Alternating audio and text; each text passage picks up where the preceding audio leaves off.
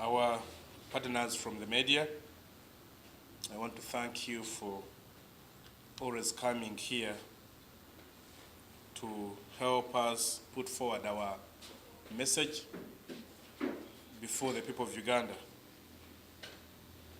I have been sent by the party to address these issues. And the first issue I have been told to address is the issue of the of where government every day you hear it going to borrow money. The most recent is government's intention to borrow 1,000 billion and 700. In brief, that would be called 1.7 trillion. As you're all aware, we have, the record shows that the debt burden is now has been about 73 trillion when they last told us. So now that would be, we are going to about 75 trillion. The country's capacity to hold these debts has actually weakened. As a party, we are very disappointed by the way those who manage this country are doing their things. In a few days ago, you saw reports as how Ugandans are failing to pay their own debts because government does not pay suppliers. Even when it goes to borrow, they don't borrow money to put into developmental projects. Even where the money is put in developmental projects, they are inflated. So that at the end of the day, the cost to the taxpayer is very high. These people will never tell you how much interest is going to be paid on this money. We are aware that some of this money is going to be borrowed locally, and then borrowing locally has its own problems. Because when you borrow locally, you're actually competing with the local businessman. Then hence increasing the cost of what? Of access to credit. So you find the interest rates going high. When the interest rates go high, it means even the businesses doing business becomes high. It means prices of what they are supplying or what they are producing goes high, and the consumer cannot afford. So even that means that even you, the person who is trying to save, your savings eventually evaporate. You'll go around Kampala and you see most of the buildings have no tenants. Even those that are in business are telling you they're about to leave. So this high level of indebtedness that Uganda is causing the collapse of this economy. And the person who is affected is the local person, is the common man, who they call Omuntu wa wansi. So we want to implore colleagues who are managing the economy of this country.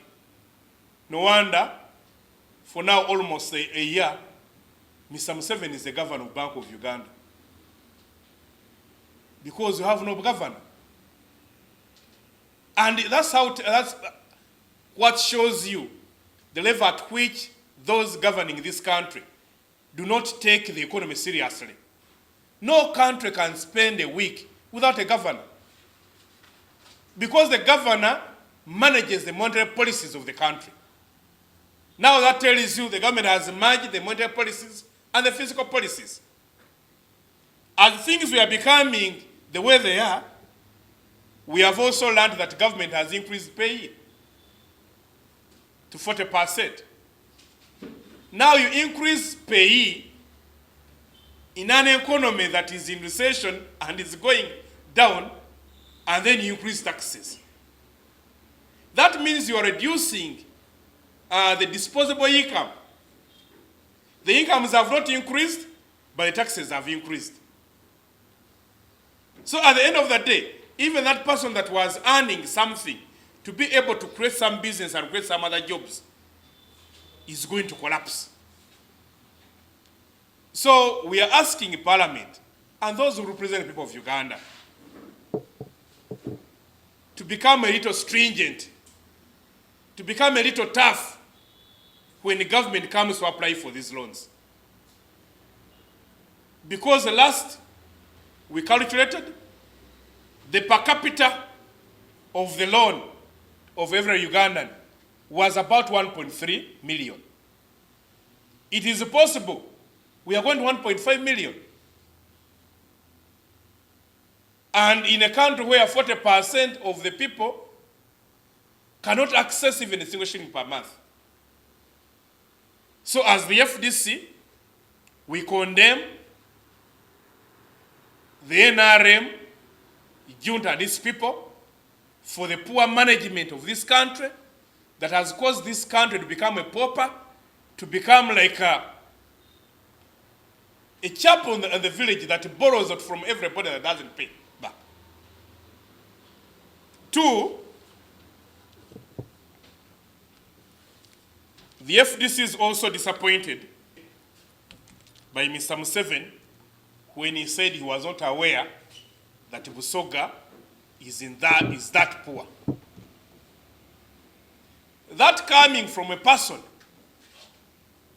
who sits in the office of the head of the state is an indictment on himself, is a vote of no confidence on himself. Because for long, what has he been doing? Or he thinks the sack that he carried on his head when he went to Mayuge some years back solved the poverty in Busoga. A person that spends a lot of our money to have DSOs, PISOs, VISOs, RDCs. Because this country has been organized in a way that everything is thought in the security lines. The intelligence does not look at the welfare of the people. It only looks for those who sit to plan for its exit. So now he becomes like a Khedive Ismail, who was the leader of Egypt.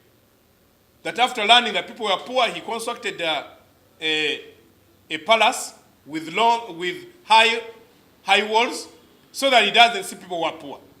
So those who are brought to him always looked healthy. But one thing, Mr. Museveni, the poverty in this country is stinking.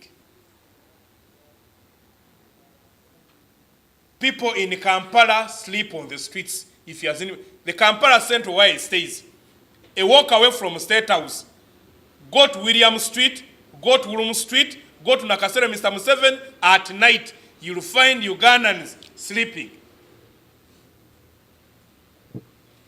Ugandans, 12%, about 12%, are the only people that can even access TVs. Slightly about 30% access radio. Not that they don't want them, they can't afford them. About 10 million Ugandans spend a day without a meal. The unemployment level is about 64%. When you have 67% of peasants, what does that mean? It tells you 67% poor people. So what he sees in State House, when they have parties, plus the birthdays, plus baby showers and the like, Mr. Museveni, you think that is where we are. No wonder his son was even questioning why Ugandan girls go to the Middle East and they don't look for jobs here. The guys that have been here for now 40 years are in another league. This statement alone in countries that care, you would see Mr. Museveni is tired, Mr. Museveni is stressed. It's only the people of Uganda that have allowed here to sleep on the job.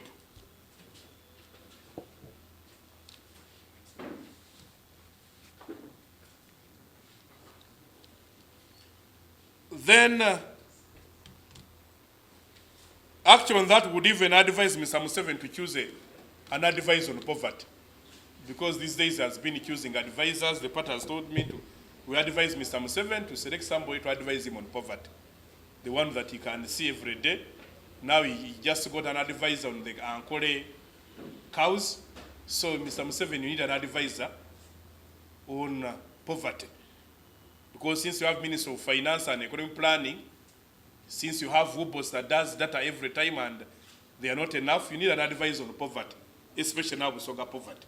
As we tell you, another region where the poverty is serious thinking. The last issue that I've been sent to address you is the issue of the school fires. As you are aware, the other day, fire, every time we ask, investigations are ongoing. There has never been a report as what kills people's children. So the party is questioning itself. Could it be that those investigating could be the cause, could be having knowledge of the person that is burning and killing our girls, and possibly the name can scare us if we know the name? Because none of the fires, even these ones, are going to go on the list of those fires. We will not mention about the fires of the markets, where many peasant Ugandans trying to hustle, property lost, who have been running loans from money lenders, livelihoods lost. As always, police comes and tells you, we are investigating. We are asking the IGP and the Minister of Internal Affairs for once tell us who is killing, burning young girls. Because they target the very young ones. Could it be that somebody is looking for young virgin girls? That is in a quite among in the streets. That possibly somebody is looking for girls who are virgins. Could it be a sacrifice?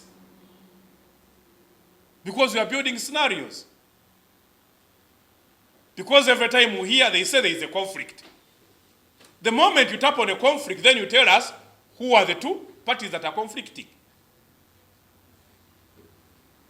Nobody has ever interrogated. For this time, we're asking the Minister of Internal Affairs, the IGPs, the DSOs, the RDCs who claim to be chairing security in districts to come and tell us what transpired in these events. Internally, as we've been telling Ugandans, on the 24th and 25th of November this year, the party will be holding its national council. So we keep reminding our leaders who are members of National Council to come and attend this National Council. Thank you.